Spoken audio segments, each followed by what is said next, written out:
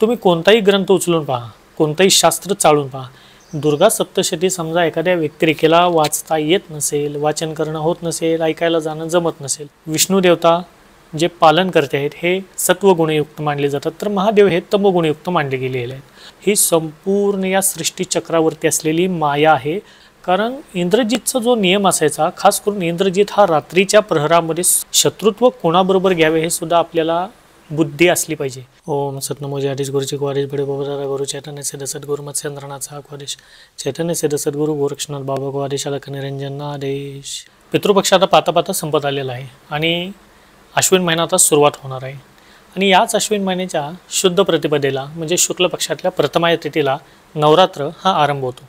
तर तुम्ही हे सुद्धा जाणून आहात की संपूर्ण वर्षामध्ये 4 नवरात्र येतात। या 4 नवरात्रातला हा नवरात्र ज्याला आपण शारदीय नवरात्र म्हणतो, याला खूप काही अनन्यसाधारण महत्त्व आहे। जसे की तुम्ही हे सुद्धा जाणून आहात की शारदीय नवरात्र म्हणजे देवीच्या उपासनेचा काळ आहे, तपस्येचा काळ आहे। याच्यामध्ये देवीचे वलय, ऊर्जा, लहरी या पृथ्वीवरती संपूर्ण समस्त सृष्टीचक्रावरती ह्या अतितीव्रतेने किंवा ज्याला आपण म्हणू की जागृत अवस्थेमध्ये ही जास्त प्रमाणात असतात। त्याच्यामुळे देवी प्रति केली जाणारी कोणतीही पूजा असेल, आराधना असेल, कोणतेही कर्मविधान असेल, हे लवकर पावते आणि देवीसुद्धा लवकर तितक्याच प्रसन्न होते।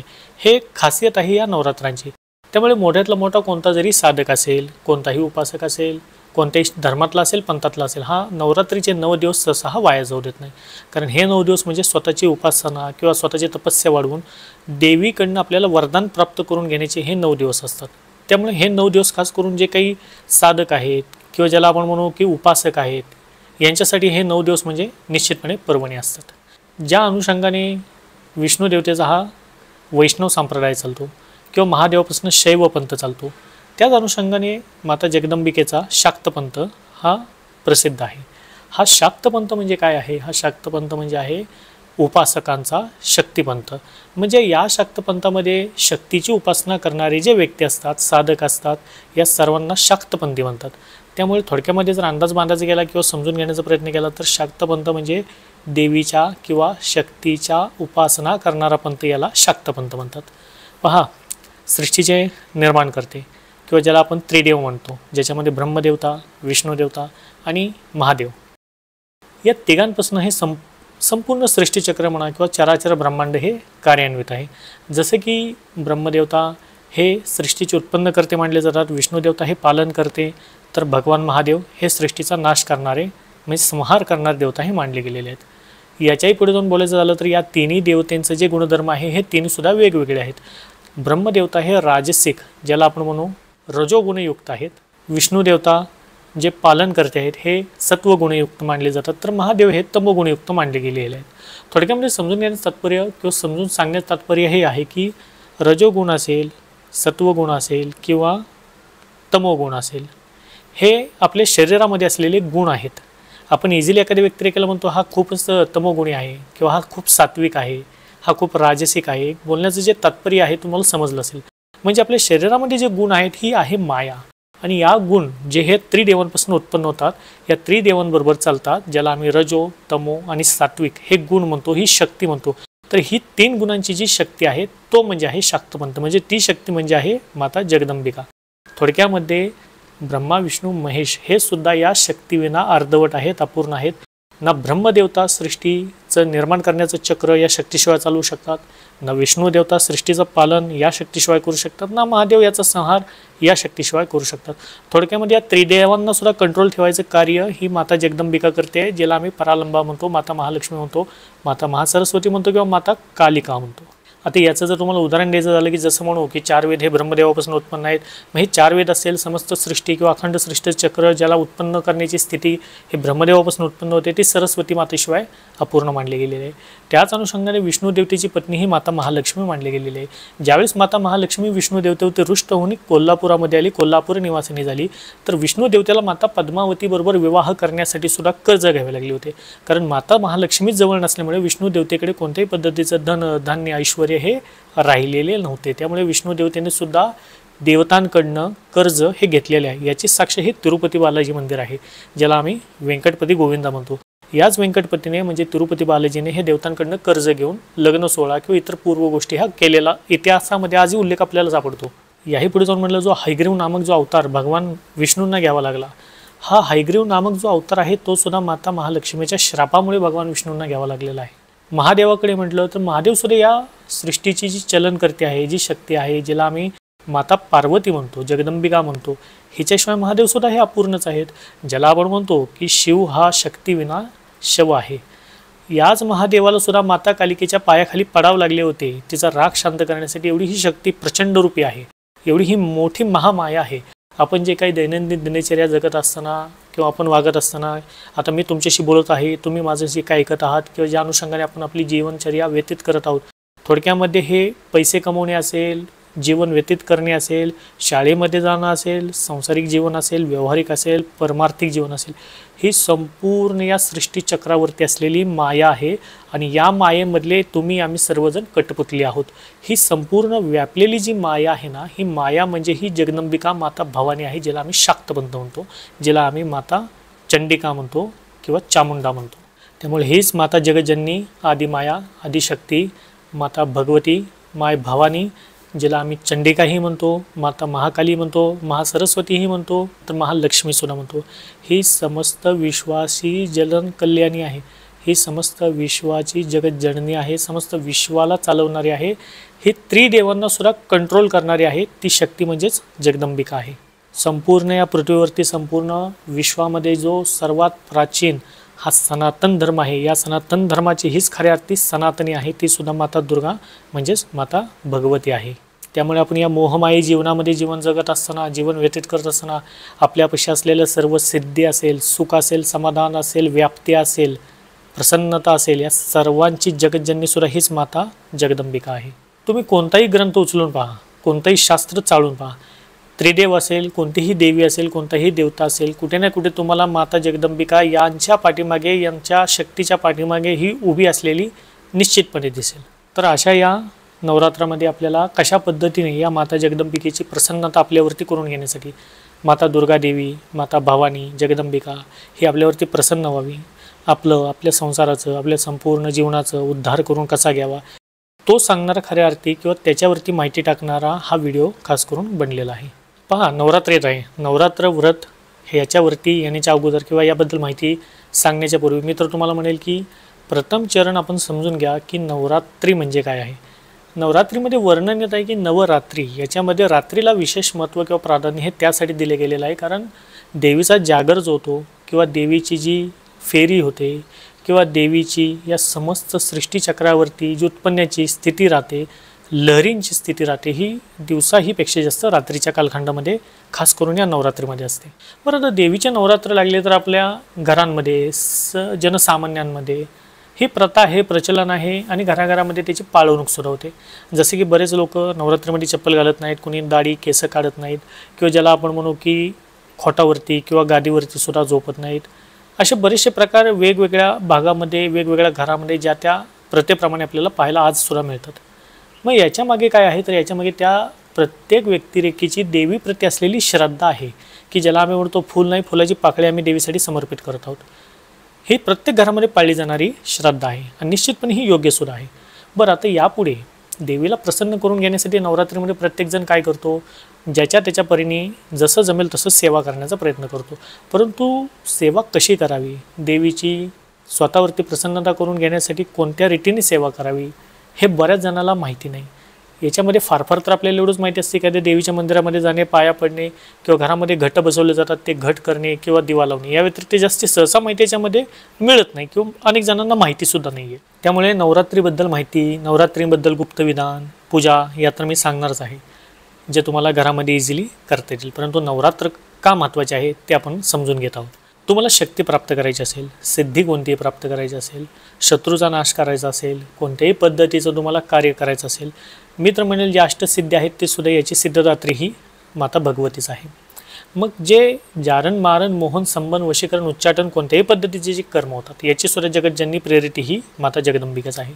आपण म्हणूयात की रावणापेक्षा सुद्धा हा रावणाचा पुत्र, ज्याला आम्ही इंद्रजित म्हणतो, या इंद्रजितने म्हणजेच मेघनाद हा खऱ्या अर्थी जर विचार केला किंवा त्याचं चरित्र जर पाहिलं तर हा सुद्धा देवीचाच उपासक होता, ज्याला निकुंबला देवी म्हणतात, जी त्याची कुळदेवी होती.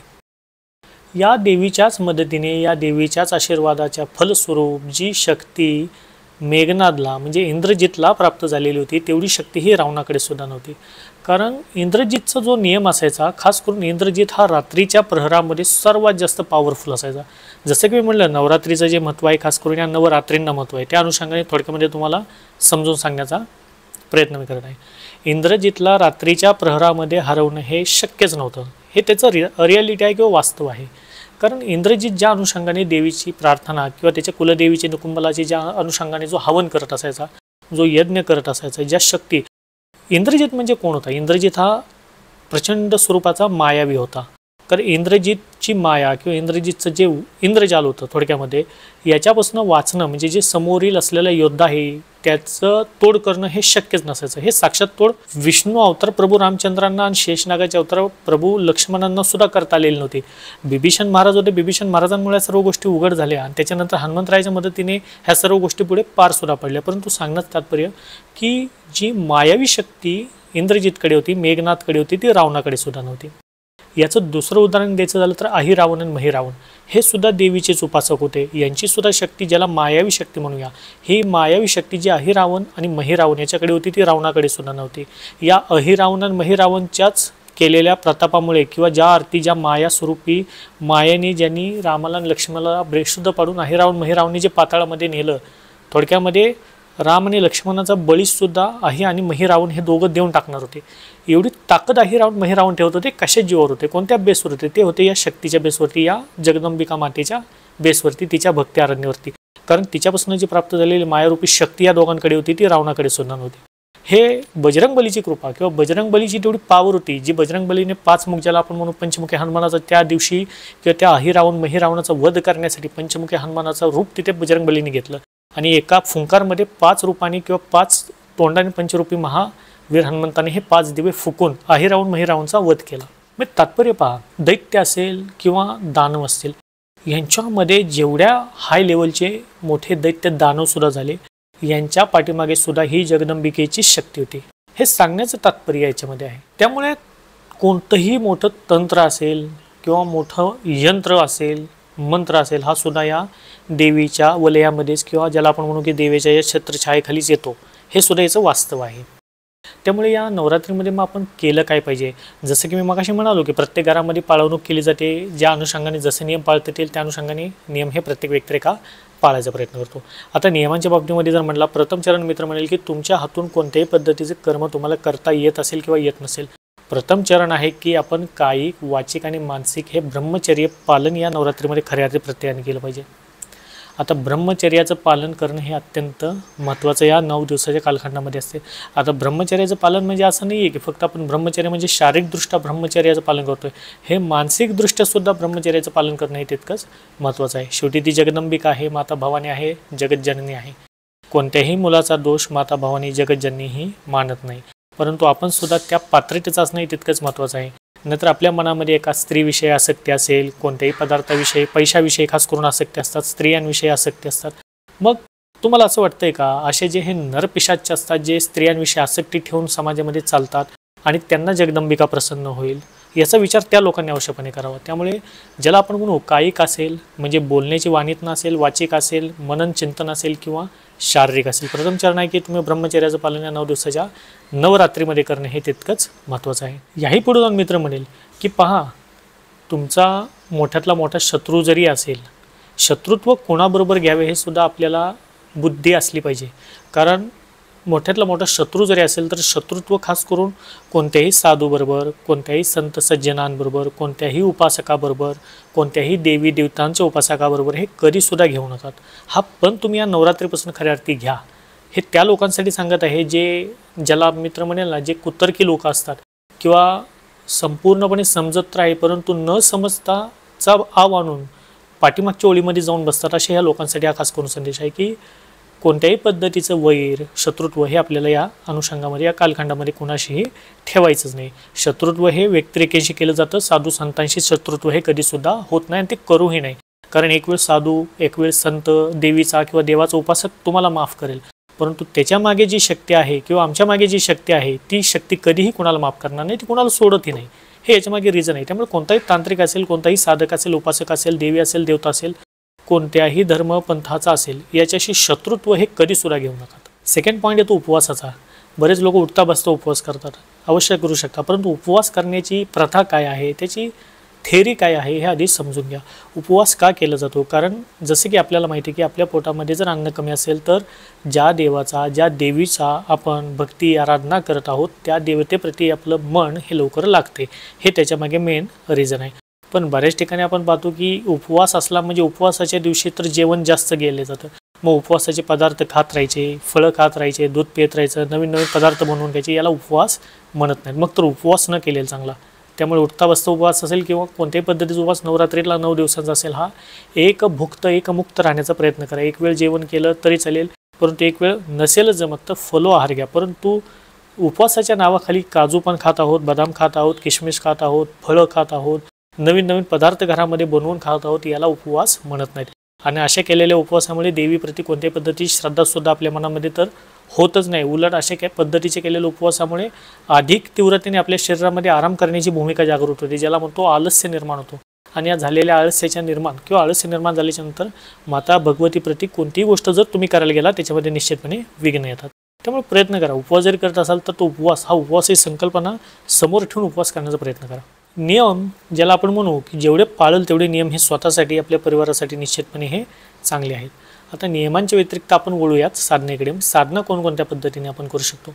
आता पहा, सर्वप्रथम तर मी तुम्हाला म्हणेल की नवरात्रीमध्ये तुम्ही माता भवानी जगज्जननीप्रती केलेली कोणतीही साधना असेल, अनुष्ठान असेल, हे एका वेमध्ये ज्याला मित्र म्हणेल की व्यवस्थित मार्गदर्शन घेऊन करणे खूप महत्त्वाचं आहे, जर आपल्याला साधनेमध्ये सफल व्हायचं असेल तर. आता हे मी यासाठी म्हणत आहे कारण की पहा, कोणतंही साधना असेल, कोणतंही तंत्र असेल, कोणत्याही मंत्राचं अनुष्ठान असेल किंवा मंत्राची प्राप्ती असेल, हे कुठेही पुस्तक वाचून पुस्तकातलं ज्ञान देऊन हे होऊ शकत नाही. कारण जर पुस्तकातलंच वाचून जर आपल्याला तंत्र सिद्ध होत असते तर संपूर्ण भारतवर्षामध्ये मग गल्लोगल्ली आपल्याला ऋषीमुनीच पाहायला मिळाले असते. याला कुठेतरी मर्यादा आहे, यालाच कुठेतरी गुरु किंवा ज्याला आपण ह्या तत्वाची गरज ही तिथे भासते. तुमच्यावरती साधना करताना सुद्धा तुम्हाला साधनेचं मार्गदर्शन करणारा सुद्धा खास करून एखादा गुरु, एखादा मार्गदर्शक हे असणं तितकंच महत्त्वाचं आहे. बरेच वेळा आता याच्यामध्ये एक प्रश्न विचारला गेला की दुर्गा सप्तशतीच्या पाठाबद्दल माहिती द्यावी. बरं, आता याला मी सुरुवात करण्यापूर्वी किंवा दुर्गा सप्तशतीबद्दल बोलण्यापूर्वी मी तर असं म्हणेल की नवरात्रीमध्ये दुर्गा सप्तशती असेल किंवा देवी किंवा दुर्गा देवीची कोणत्याही पद्धतीची पूजा असेल, मंत्र असेल, सर्वप्रथम प्रश्न आपल्या मनाला आपल्याला विचारायचा आहे की आपण हे करत कशासाठी आहोत. पहिला पॉईंट, रिझन. हे आपण यासाठी करत आहोत याचं उत्तर तुम्हाला असंच मिळणार आहे की आमचं कल्याण व्हावे, सुख समाधान आमच्या घरामध्ये परिवारामध्ये राहावे. म्हणजे जनसामान्यांची भावना काय असते, इच्छा काय आहे हे आधी समजून घ्या. आपली मॅक्झिमम इच्छा हेच राहणार आहे की माझ्या कुटुंबाचं कल्याण व्हावे, रक्षण व्हावे, आमची प्रगती व्हावी, यासाठी आम्ही हे करत आहोत. हे मुख्य रिझन आहे नवदुर्गेप्रती केलं जाणाऱ्या कोणत्याही पूजेचं. बरं, आता दुर्गा सप्तशतीबद्दल जर बोलला तर दुर्गा सप्तशतीचं जे पूजा विधान आहे, याचे जे ग्रंथ निर्माण करते आहेत किंवा जे प्रकाशक आहेत, प्रत्येक प्रकाशाचे जे मत कुठेतरी वेगवेगळे आपल्याला आज पाहायला मिळते. सेकंड पॉईंट होतं की दुर्गा सप्तशती ग्रंथ हा सर्व ग्रंथांमध्ये पॉवरफुल ग्रंथ आहे. हे प्रथम चरण समजून घ्या. मुळामध्ये हे जे ग्रंथ आहे संस्कृत भाषा ज्याला आपण म्हणू, प्रॉपर जी संस्कृत भाषा चालत आली, ज्या भाषेपासूनच खऱ्या अर्थी सर्व भाषांची निर्मिती झाली, या संस्कृत भाषेमध्येच केले जाणाऱ्या दुर्गा सप्तशतीच्या वाचनाला अनन्यसाधारण महत्त्व हे प्राप्त आहे. मराठीमध्ये केले गेलेलं वाचन, मी असं म्हणणार नाही की मराठीमध्ये वाचन केलं दुर्गा सप्तशतीचं तर तुम्हाला पुण्य भेटणारच नाही, भेटणार आहे, परंतु जी तीव्रता किंवा ज्याला आपण म्हणू जी रिटर्न तुम्हाला भेटले पाहिजे ते संस्कृत किंवा ज्याला आपण म्हणू मूळ दुर्गा सप्तशती आहे त्या भाषेतनं केल्या जाणाऱ्या कथेच्या वाचनाने किंवा त्याच्या श्रवणाने हे आपल्याला त्याचं पुण्य लाभत आहे. दुर्गा सप्तशतीच्या बाबतीमध्ये म्हणलात तर दुर्गा सप्तशतीमध्ये येणारे न्यास असेल किंवा मातृका, अंतर्बाह्य मातृकाचे पूजन असेल, देवी कवच असेल, अर्गला असेल, कीलक असेल, षटकर्म असेल किंवा शापोद्धार असेल किंवा रहस्य असेल किंवा सिद्धकुंजिका स्तोत्राचं श्रीसूक्ताचं पठण असेल, हा संपूर्णपणे ना हे एका लयामध्ये होणं हे तितकंच महत्त्वाचं आहे. एका लयामध्ये होणं मी यासाठी म्हणत आहे, थोडक्यामध्ये मित्र म्हणेल ना, त्याची जी मांडणी खऱ्या अर्थी केली गेलेली आहे आपल्या शास्त्रामध्ये, त्याला विधान आहे ते व्यवस्थित समजून घेऊन करणं तितकंच महत्त्वाचं आहे. अदरवाईज काय होतं बरेच वेळा की जे लय याच्यातनं उत्पन्न होत असतात किंवा जे कंपनी याच्यातनं उत्पन्न होतात त्या होणाऱ्या लयापासून किंवा त्या शक्तीपासून किंवा त्या कंपनाद्वारे जी शक्ती निर्माण होते किंवा जी उत्पन्न होते, निर्मित होते, याच्यापासून मॅक्झिमम फटके त्या भक्ताला बसतात जो याचं वाचन सुद्धा करत असतो. कारण पहा, दुर्गा सप्तशतीचं जे वाचन आहे हे दोन्ही पद्धतीने केलं जातं. ज्याला आपण म्हणतो तांत्रोक्त पद्धतीने सुद्धा याचं वाचन होतं, पुराणोक्त पद्धतीने ज्याला आम्ही वैदिक पद्धती म्हणतो, या पद्धतीने सुद्धा हे वाचन केलं जातं. आता वैदिक पद्धतीने वाचन म्हणजे आपण तर असं नाही आहे की आपण 12 वर्ष कुठे गुरुकुलमध्ये राहून आलेलो आहोत. वेदांचं, चारी वेदांचं आपल्याला वेदोच्चार आहेत, तोंडपाठ आहेत. मुळामध्ये असे व्यक्तिरेखा दिसणेच आता कमी झालेले आहेत की जे वेद ब्राह्मण देवता आहेत किंवा ज्यांच्या मुखी वेदोद्गत असलेले काही ब्राह्मणसुद्धा हे आता कमी होत चाललेले आहेत. आणि आपण स्वतः मुळामध्ये ना कुठल्या गुरुकुलमध्ये गेलेलो आहोत, ना कोणत्या वेदांचं पठण आपण केलेलं आहे. त्यामुळे वेदोक्त पद्धतीने दुर्गा सप्तशतीचं पूजन करणं, पठण करणं, श्रवण करणं म्हणजे हे नाच्या स्वरूपामध्ये, आणि ते केलंसुद्धा गेलं नाही पाहिजे, कारण तेवढं नॉलेज, तेवढं ज्ञान आपल्याकडे नाही आहे. सेकंड पॉईंट येतो तांत्रिक पद्धतीने किंवा तंत्रोक्त दुर्गापूजन किंवा तंत्रोक्त पद्धतीची केलं जाणारी दुर्गा सप्तशती आहे. याच्यामध्ये सुद्धा 2 डिवायडेशन आहेत. आता जे सामान्य तौर किंवा सामान्य रूपाने जे दुर्गा सप्तशतीचं वाचन केलं जातं त्याचा जो क्रम आहे, हा क्रम मी तुम्हाला निश्चितपणे डिस्क्रिप्शन बॉक्समध्ये लावून देईल, त्या अनुषंगाने तुम्ही ते करू शकता. मग याच्यामध्ये ज्या लेवलने डिस्क्रिप्शन बॉक्समध्ये जो क्रम दिला आहे त्या अनुषंगाने तुम्ही त्याचं पठण म्हणा, त्याचं पूजन म्हणा, हे करणं तितकंच महत्त्वाचं आहे. दुर्गा सप्तशतीचा जो क्रम आहे याच्यामध्ये षटकर्म याला खूप महत्त्व आहे, हे प्रथम चरण समजून घ्या. दुर्गा सप्तशती वाचणाऱ्या प्रत्येक वाचनकर्त्याने षटकर्म केल्याच्या नंतरच खऱ्या अर्थात सर्व गोष्टी करायच्या आहेत. बऱ्याच ठिकाणी असं पाहण्यात येतं की दुर्गा सप्तशती ग्रंथ बाजारातनं किंवा मार्केटमधून आणला जातो, जे लिहिलेलं आहे ते डायरेक्टली वाचन केलं जातं. म्हणजे सुरुवातच बऱ्याच जणांची दुर्गा सप्तशतीची वाचनाची ही शापोत्ताहार मंत्राद्वारे किंवा डायरेक्ट उत्किलनपासून ही सुरुवात केली जाते. कारण मी जसं की म्हटलं, प्रकाशकांचा पण याच्यामध्ये भेद आहे, त्यांची जी लिपी आहे, लिहिण्याची जी भाषा आहे त्याच्यामध्ये सुद्धा भेद किंवा साम्य हे आढळतात. त्याच्यामुळे ज्या अनुषंगाने दुर्गा सप्तशतीचं पठण वाचन झालं पाहिजे. आणि हे समजून घ्या की दुर्गा सप्तशतीचं फक्त आपण वाचन केलं तरच आपल्याला पुण्यश्रुती आहे का? दुर्गा सप्तशती जरी आपल्याला वाचायला येत नसेल, परंतु जर तुम्ही दुर्गा सप्तशती जो व्यक्तिरेखा वाचत आहे त्याचं तुम्ही श्रवण जरी करत असाल तर तितकंच पुण्य तुम्हाला सुद्धा प्राप्त होणार आहे जो व्यक्तिरेखा दुर्गा सप्तशतीचं वाचन करणार आहे. म्हणजे वाचनकर्त्याबरोबर ऐकणाऱ्याला सुद्धा तेवढंच पुण्य दुर्गा सप्तशतीचं आहे हे विसरू नये. त्यामुळे जरी घरातले आपल्या माता भगिनी असेल किंवा आपण स्वतः जरी असाल तर आपल्याला समजा संस्कृत भाषा वाचता येत नसेल, बोलता येत नसेल, तर अशा संस्कृत भाषेमध्ये जिथे दुर्गा सप्तशतीचा पाठ चालू असेल त्या व्यक्तिरेखेच्या जवळ, त्या व्यक्तिरेखेच्या समोर जाऊन ते दुर्गा सप्तशती किंवा देवीचं जे महात्म्य आहे दुर्गा सप्तशतीमध्ये हे तुम्ही श्रवण करण्याचा प्रयत्न करा, ऐकण्याचा प्रयत्न करा. निश्चितपणे तुम्हाला सुद्धा त्याचं पुण्यफल भेटणार आहे. आणि जी इच्छा, जी आकांक्षा धरून तुम्ही दुर्गा सप्तशतीचं वाचन केलेलं आहे ती सुद्धा तुमची फलद्रूप निश्चितपणे होणार आहे. दुर्गा सप्तशतीचे खरे अर्थी हे 6 अंग मानले गेलेले आहेत. त्याच्यामध्ये कवच, अर्गला, किलक आणि 3 रहस्य या अनुषंगाने दुर्गा सप्तशती ही पूर्ण मानली जाते. दुर्गा सप्तशतीचा पाठ पूर्ण झाल्याच्या नंतर मग आपण सिद्धकुंजिका स्तोत्र असेल, श्रीसूक्त असेल, याद्वारे ह्या गोष्टी या संपन्नतेकडे येतात किंवा त्याला आपण म्हणून खऱ्या अर्थी पूर्णत्व दुर्गा सप्तशतीचं हे तिथे मांडले गेलेलं आहे. हे सुद्धा तुम्ही निश्चितपणे करू शकता. दुर्गा सप्तशती समजा एखाद्या व्यक्तिरेखेला वाचता येत नसेल, वाचन करणं होत नसेल, ऐकायला जाणं जमत नसेल, मग अशा व्यक्तिरेखेने करायचं काय? याला ऑप्शन आहे जो देवी महात्म्यमध्ये सुद्धा आम्हाला मिळतो की दुर्गा सप्तशतीची जी ताकद आहे किंवा दुर्गा सप्तशतीमध्ये जे विधान आहे त्याच अनुषंगाची जी पावर आहे, थोडक्यामध्ये दुर्गा सप्तशती स्तोत्रम किंवा दुर्गा सप्तश्लोकी याच्यातनं ही निश्चितपणे तुम्हाला मिळते.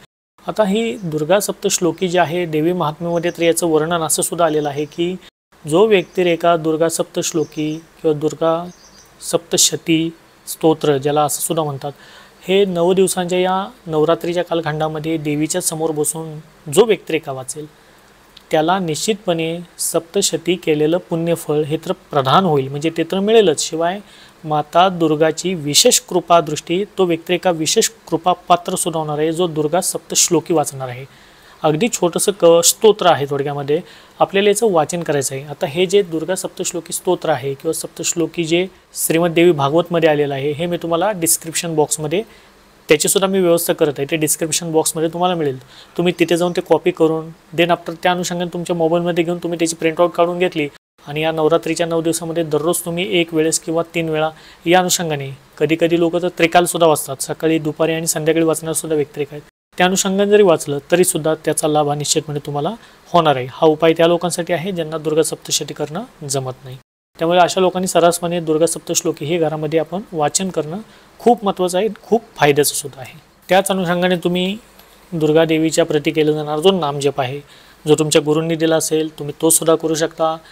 काही लोकांना समजा गुरु केलेलं नसेल, अशा लोकांकडे कोणता देवीचा मंत्र नसेल, अशा लोकांनी सर्रासपणे ओम दुम दुर्गाय नमः हा दुर्गा देवीचा मंत्र जरी तुम्ही उच्चारण केला, तो मंत्र जरी तुम्ही नामजप केला तरी सुद्धा चालेल. नवारण मंत्र जो असेल त्याची एक माळ सकाळी एक माळ संध्याकाळी ओढली तरी सुद्धा चालेल. याच्यापासून तुम्हाला फायदा हा होणारच आहे. या पलीकडे जाऊन म्हणेल की काही लोकांना घरामध्ये आता घटस्थापना, प्रत्येकाच्या घरामध्ये घट असतात, काही लोकांच्या घरामध्ये घट नसतात किंवा त्यांनी ती प्रथा अजून चालू केलेली नसते. अशा लोकांनी मग करायचं काय? अशा लोकांनी त्यांच्या घरामध्ये फार फार तर तुम्ही देवीच्या नावाचा दिवा प्रज्वलित या 9 दिवसाच्या 9 कालखंडामध्ये अवश्यपणे करू शकता. याच्यामध्ये आपल्याला जो आपण प्रज्वलित करत असलेला दिवा आहे, देवीला आपल्याला बोलायचं आहे, त्या अनुषंगाने तुम्ही दिवा प्रज्वलित करतात, तुमच्या सुख सौख्य समाधानासाठी करतात, परिवारासाठी करतात. या सर्व गोष्टी देवीला तुम्हाला हात जोडून आपल्या मनामध्ये बोलायच्या आहेत. आणि देवीचा एक मोठा दिवा म्हणजे ज्याच्यामध्ये जास्तीत जास्त तेल बसेल तो संपूर्ण कालखंडामध्ये तेवत राहील, जळत राहील. या अनुषंगाने तो दिवा तुम्हाला घरामध्ये स्थापित करता येऊ शकतो. माता भगवती प्रती केले गेलेलं हे दिवा, याचं जे पुण्य आहे हे निश्चितपणे अक्षय लक्ष्मीची प्राप्ती करून देणारे ठरते किंवा असते सुद्धा. हा दिवा मग आपण कोणत्याही तेलाचा करू शकतो. मित्रांना म्हणेल की मोहरीचं तेल सोडून तुम्ही कोणत्याही तेलाचा दिवा घरामध्ये स्थापित केला तरी सुद्धा चालेल. बरेच वेळा लोकांना संभ्रम होतो की कधी कधी रात्रीच्या वेळी दिवा हा अचानकपणे बुजतो किंवा बंद पडतो, मग लोकांना स्वप्नाद्वारे संकेत प्राप्त होतात. मग अशा वेळी आपल्याला कोणत्याही पद्धतीने गडबडून जायचं नाही किंवा आपल्याला घाबरून जायचं नाही. शेवटी ती माया भगवती आहे, जगतजन्य आहे, ते समजून घेणार आहे. जरी आपण घरामध्ये लावलेला जो दिवा असेल कोणत्याही कारणास्तव किंवा वाऱ्याने हवेने जरी बंद पडला तर परत एकदा तो आपल्याला प्रज्वलित करायचा आहे. फार फार तुम्ही याला काय करू शकता की एखादी काचेची, ज्या अनुषंगाने जे काचेचे प्लेट्स असतात किंवा जे गोलाकार रूपी जे पहिले कंदील असायचे काचेचे, त्याला तुम्ही ते आणून ठेवू शकता. म्हणजे जे आसपासचं जे वार आहे त्या दिव्याच्या भोवती किंवा तो दिवा विझवणार नाही. सेकंड पॉईंट आहे की या नवरात्रीमध्ये आता तुम्ही 9 दिवसाच्या कालखंडामध्ये देवीच्या मंदिरामध्ये जाण्याचा अवश्यपणे प्रयत्न करा. भले हे तुम्ही वर्षभरामध्ये देवीच्या मंदिरामध्ये कधी गेलेलं नसाल, आईसाहेबांना पाय पडायला पर्सनली कधी गेलेलं नसाल, तर अशा सर्वच्या सर्व लोकांनी या नवरात्रीच्या 9 दिवसांच्या कोणत्याही दिवशी देवीच्या मंदिरामध्ये जाऊन देवीची मनोभावे प्रार्थना करणे, पूजा करणे हे खूप खूप महत्त्वाचं आहे. का सांगत आहे? कारण संपूर्ण वर्षभराच्या व्यापामध्ये आपल्याला जर कोणत्याही परिस्थितीमध्ये देवीला जाणं झालं नसेल तर अशा लोकांना खास करून हा उपाय मी देत आहे. तुम्ही जाताना देवीसाठी गजरा, देवीसाठी 1.25 शेर किंवा पावशेर पांढऱ्या रंगाची मिठाई, देवीला हार, फुले, गजरा, वेणी, हळदी, कुंकू, देवीचा जो चोडा भरला जातो, पीस जातो किंवा वटी, हे सामान जे तुमच्या विभागामध्ये जवळचं देवीचं मंदिर असेल तिथे जाऊन देवीच्या चरणी अर्पण करा आणि देवीला मनोमन प्रार्थना करा तुमच्या कुशलतेविषयी, तुमच्या समाधानाविषयी. जगदंबिकेची शक्ती या नवरात्रीच्या कालखंडामध्ये असंख्य पटीने वाढलेली असते. निश्चितपणे तुम्ही मारलेली जी हाक आहे ही जगदंबीच्या काने जाते. त्यामुळे प्रयत्न करा एवढं तरी करण्याचा. आता हा सर्वचे सर्व जे उपाय सांगितले, जे काही पूजा विधान सांगितले, हे तर मी त्या सर्व लोकांसाठी सांगितले जे बेसिकली आहेत. आता या व्यतिरिक्त मी म्हणेल की या नवरात्रीच्या 9 दिवसाच्या कालखंडामध्ये खास करून ज्या अनुषंगाने महत्त्व हे जपाला आहे. प्रथम चरण समजून घ्या. नवरात्रीचे 9 दिवस मी तर पहिल्यांदा तुम्हाला म्हटलं, त्या अनुषंगाने हे नवरात्रीचे 9 दिवस म्हणजे आपल्याला तपस्येचे 9 दिवस आहेत. हे 9 दिवस म्हणजे गरबा खेळायला जाणे. बरेच वेळा तर असे चित्र विचित्र काही काही गोष्टी दिसतात. डान्सच्या नावाखाली स्टेज उभे केले जातात, नको त्या व्यक्तिरेखा अशा स्टेजवरती नाचवल्या जातात. या संपूर्ण व्यक्तिरेखेना निश्चितपणे दुर्गादेवीचा किंवा ज्याला आपण म्हणू की हे कुठेतरी या लोकांची अधोगतीच होणारी, जे लोक अशा पवित्र असलेल्या आपल्या हिंदू सनातन संस्कृतीच्या सणांना गालबोट लावायचं कार्य करतात किंवा नको नको ते कृत्य करण्याचं कार्य अशा या नवरात्रीच्या कालखंडामध्ये करतात. त्यामुळे समजून घ्या, ही नवरात्रीची जी वेळ आहे, नवरात्रीचा जो कालखंड आहे, हा स्वतःची तपस्या वाढवण्याचा किंवा स्वतःचा आपण म्हणूया आध्यात्मिक बल वाढवण्याचा कार्यकाल हा कोणता असेल तर हा नवरात्रीचा आहे, जो बीजयुक्त आहे आणि जो शक्तियुक्त काल आहे. त्यामुळे जे साधक आहेत, उपासक आहेत, त्यांनी तर हा काल, हा खंड हा कधीसुद्धा वाया घालवायचा सुद्धा नाही. अनेक जणांच्या इच्छा होत्या की त्यांना शाबरी कवच याची दीक्षा घ्यायची होती. आता शाबरी कवच म्हणजे नवदुर्गेचे शाबरी देवी, ज्याला नवनाथ महाराजांची शक्तीसुद्धा मांडली जाते, जी जगतजननी म्हणजे शाबरी देवी आहे. या शाबरी देवीपासूनच उत्पन्न शाबर मंत्रसुद्धा आहेत. तर या शाबरी देवीचं जे शाबरी कवच नामक दीक्षा आहे, ही बरेच महिने झाले दिले गेलेली नव्हती. तर या नवरात्रीच्या या कालखंडामध्ये शाबरी कवच दीक्षेचं आयोजन आपण केलेलं आहे. तर ज्या व्यक्तिरेखांना शाबरी कवच ही दीक्षा घ्यायची आहे, त्याचं विधान काय आहे, ते कशा पद्धतीने केलं जातं, असं संपूर्णपणे समजून सांगणारी जी दीक्षा आहे, याच्यामध्ये तुम्ही सहभाग अवश्यपणे घेऊ शकता. दीक्षा ही शुल्क देऊन आपल्याला प्राप्त करायची आहे. दीक्षेमध्ये सहभागी तुम्हाला व्हावे लागते. शाबरी कवच ही दीक्षा आहे, ही येणाऱ्या 4 तारखेला म्हणजे 4 तारखेला येत आहे शुक्रवार, तिथी आहे द्वितीया. घटस्थापनेच्या दुसऱ्याच दिवशी शाबरी कवच दीक्षा ही ऑनलाईन पद्धतीने झूम या ॲपद्वारे दिली जाणार आहे।